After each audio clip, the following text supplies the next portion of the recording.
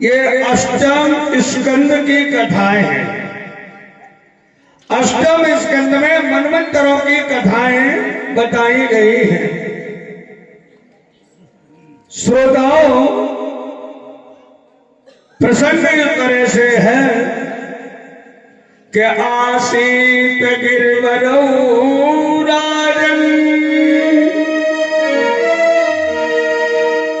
इंद्रकूट तमीश्रता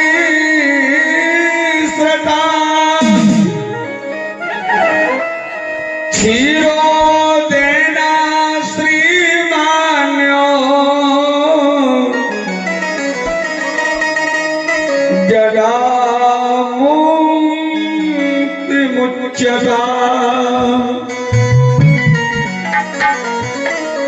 श्री सुखदेव जी कहते हैं परीक्षित जी से, आसीत गिरवरौ राजन, हे राजा परीक्षित, त्रिकूट पर्वत पर एक हाथी अपने परिवार के सहित रहता था। हाथी जब परिवार के सहित रहता था, रोजाना त्रिकूट पर्वत की तलहटी में जल पीने के लिए जाता था। जब एक दिन जल पीने के लिए गया, एक निवेदन में और करूंगा, एक दिन, एक समय, एक बार, ऐसे शब्दों का जहां प्रयोग होता है वहां कोई ना कोई विशेष बात होती है। जैसे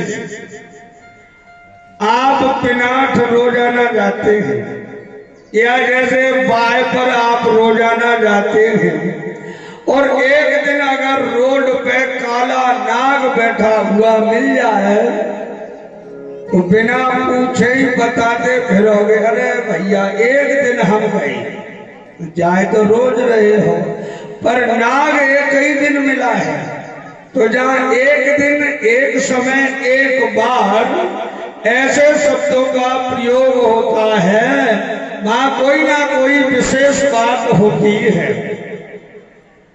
तो समझिए श्रोताओं, जब एक दिन हाथी त्रिकूट पर्वत की तलहटी में जल पीने के लिए जाता है। त्रिकूट पर्वत की तलहटी बड़ी सुंदर थी, बड़े सुंदर सुंदर वृक्ष लगे हुए थे, जो वृक्ष लता पत्ताओं से सुशोभित थे, जिनके नाम भी लिखे व्यास जी ने, क्षीरो देना श्रीमान्यो। ये वृक्ष दक्षिण भारत में मिलते हैं, अपने यहाँ नहीं।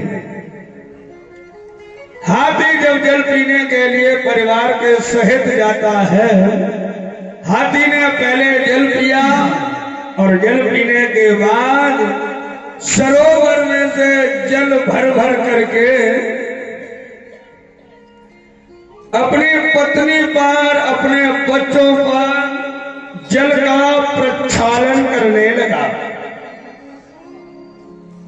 उस जल के अंदर जीव रहता था जिसका नाम था गिरहा। गिरहा जिसका नाम था, गिरहा ने देखा इसने तो सारी सरोवर ही गंदी कर दी। गिरहा भागता हुआ आया और गिरहा ने भी न हथनी का पांव पकड़ा, न किसी बच्चे का पैर पकड़ा। गिरहा ने सीधे सीधे हाथी का ही पांव पकड़ा, और हाथी का जब पैर पकड़ अंदर को खींचने लगा तो पैर पकड़ करके उसने अंदर खींचना प्रारंभ किया। तो पहले तो हाथी इतना मदमस्त था, मन में विचार करने लगा, जल का जीव है, मेरा पांव पकड़ करके खींच रहा है, अगर मैंने इसके ऊपर अपना दूसरा पांव रख दिया मर जाएगा। हाथी को अहंकार था, कि ये छोटा है जल का जीव है, मैं विशाल काय हाथी हूं, परंतु अहंकार तो भगवान दूर करते हैं। जैसे ही किला खींच के ले जाता है, हाथी भी खींच लाता है।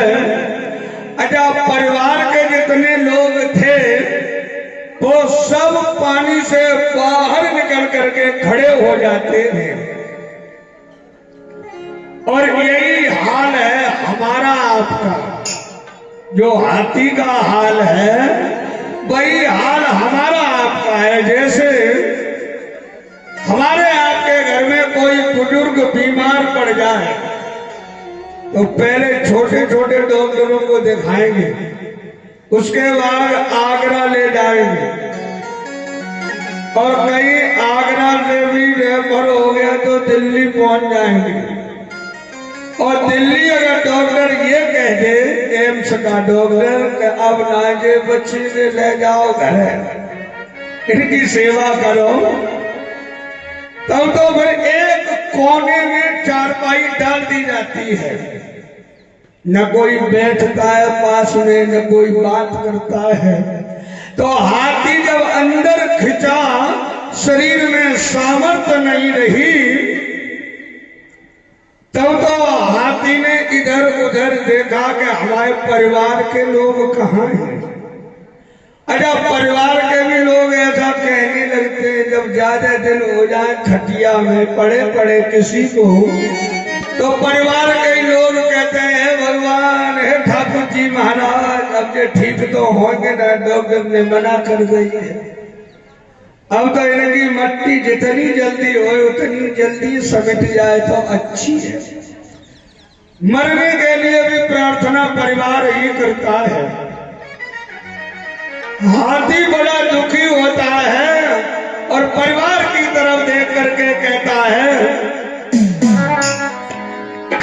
देख लिया संसार हमने, देख लिया